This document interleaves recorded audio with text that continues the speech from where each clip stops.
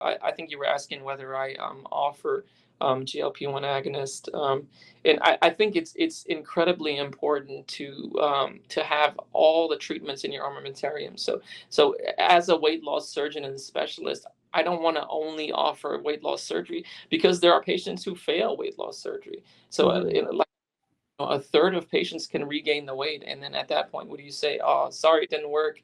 Diet and exercise, and Mm. you have to be able to offer these treatments that are very effective. Things like GLP-1 agonists, and we used to use other medications. So in my practice, we used phentermine and Topamax, and I hate those medications. I hate phentermine. I mean, it works for some patients, but I'm brutally honest with my patients. I tell them this is a medication that is not the healthiest. It's going to increase your heart rate. It's going to increase your blood pressure. It's going to make you feel like you're wired.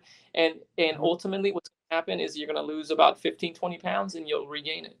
But patients are very desperate because, like, Brandy mentioned, like you mentioned, Kim, this is a very, very difficult disease to treat, and it really consumes you. And a lot of times patients feel hopeless. By the time they're seeing me, they've tried every diet under the sun, and nothing has worked. So patients are very desperate for treatment that works, and it's amazing that we can offer these GLP-1 agonists that actually work and that are safe. The risk of complication side effects with these medications are extremely low, like I mentioned. Obviously, the things like GI side effects, like the nausea and constipation, are a real issue. But these are things and things that patients will much rather have, much prefer to deal with rather than the obesity, that's really destroying their lives and really destroying the quality of their lives. Agreed. Wow. Everyone deserves Quality. to have The a quality quality. life, right? Yeah. Yeah. And that's just like what Brandy was saying. Remember, she was like, I was about to control delete, like, because you get to a place where you're like, am I even living? Yeah. And then that's when you usually make a decision like this, Well, and the one thing, like, I love about the GLP-1 medication, because after surgery, and still, I mean, I have to be cognizant of getting in my fluids and getting in my protein. But after weight loss surgery, I had alarms on my phone to make sure, have you drank this many ounces of water? Oh, yeah. Have you had this vitamin? I was a slave to food and water still again. And now I'm just, did I get in there right? I know how much protein I need to eat. I've been doing this. I'm a pro. I know how many of these I need to drink. And it's more of just, I get to go on with my day and live like the other people live. Like the normies. I call them the normies. Yeah. The normies. Yeah. Oh, sorry. Sorry. Go ahead. I'm so grateful for doctors like Dr. Rona. I'm telling you, if I'd have found you, I may not have gone to Mexico. I might have Maybe went not. through the process. Just Because he has empathy. He has empathy and he cares. Yes. There's other weight loss surgeons, they are not like him. And No. your patients, They're not allowed on this show. so incredibly lucky. They're Your not. patients are so lucky. And I am grateful for you. And I think that you are amazing. And thank you from me. Thank you from me. I appreciate that, Brandon.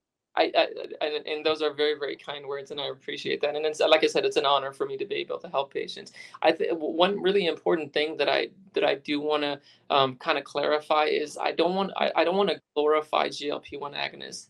And this is really important. And I think it's amazing that you're having great outcomes with GLP-1 agonists, but there are a not insignificant number of patients who don't have good outcomes, and they're on social media. You see, I lost 70 pounds in 3 months. I lost this much weight in 2 months, and they feel terrible about themselves because they see everyone having such great. Important to note that in the studies of semaglutide, which is wegovy, there was 15% of patients who did not even have a 5% total body weight loss. And so some patients are just in that category, and there are other factors in play, whether that's thyroid disease or PCOS or whatever it is. And so it's important to understand that and not feel like a failure, and not understand that not everyone is losing a ton of weight on this medication, and some patients are having side effects, and some patients aren't losing weight, and that's not your fault. You may just not, Yes. you may not, maybe a non-responder. And some people are non-responders to surgery. Some people are non-responders to GLP-1 agonists. Mm. So don't Thank you for feel saying that. We have so many friends. We have Thank you. so many friends in our community that are like yeah, that. And they'll look, yeah, I'm one of them. I have friends who've been doing this the same amount of time that I have, and they've lost 150 pounds, and I've yeah, lost 80. And I right, I bounce back. I have a lot of set points. I've been at this a minute, and but we have so many. I have one friend's like, hey, like it's been 20, and I've been at this a year.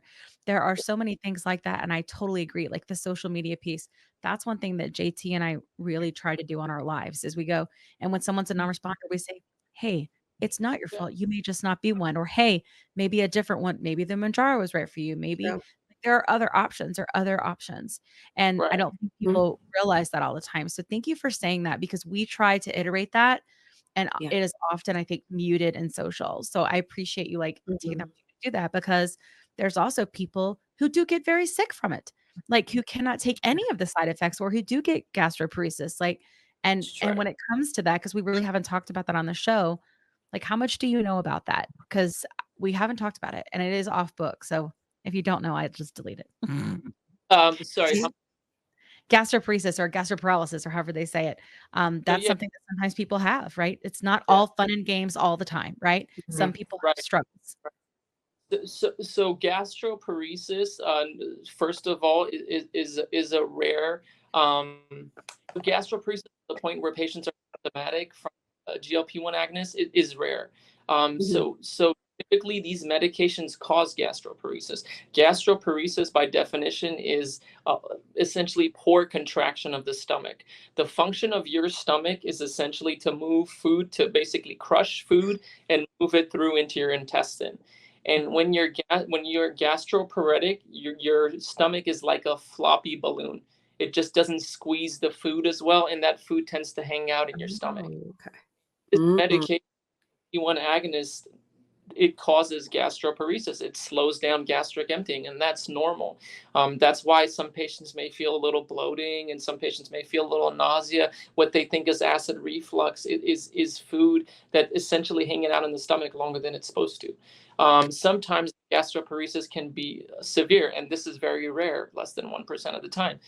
Severe to the point where patients are having nausea, vomiting, severe abdominal cramping, and these are patients who shouldn't continue the medications. But most patients have very mild symptoms, and those symptoms usually tend to go away. It's present in the first couple weeks or when you increase your dose, and then they tend to go away.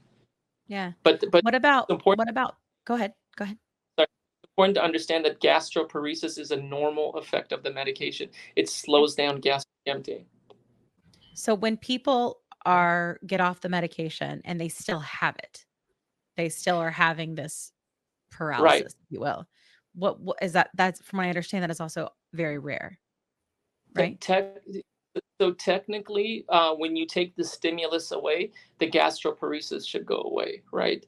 Okay. But in some patients, I mean, I read that, on I think it was on some news or some article, that some patients were having gastroparesis despite not being on the medication or discontinuing the medication. Hmm. I think patients, they probably already had an underlying predisposition to having gastroparesis. Yeah. Diabetics supposed to having gastroparesis. So a lot of patients who are on this medication are also diabetics, right? And so they Yes. may already have gastroparesis, and now this medication kind of put them over the edge, and now they have severe symptomatic gastroparesis despite not taking the medication. So that's something that if a patient does suffer from that, it's important to see a GI doctor. There's a study called the gastric emptying study that measures the amount of time it takes for the stomach to empty. And if that test is positive, then there's medications patients can take for gastroparesis. That's awesome. Oh. Thank you so much for clarifying that.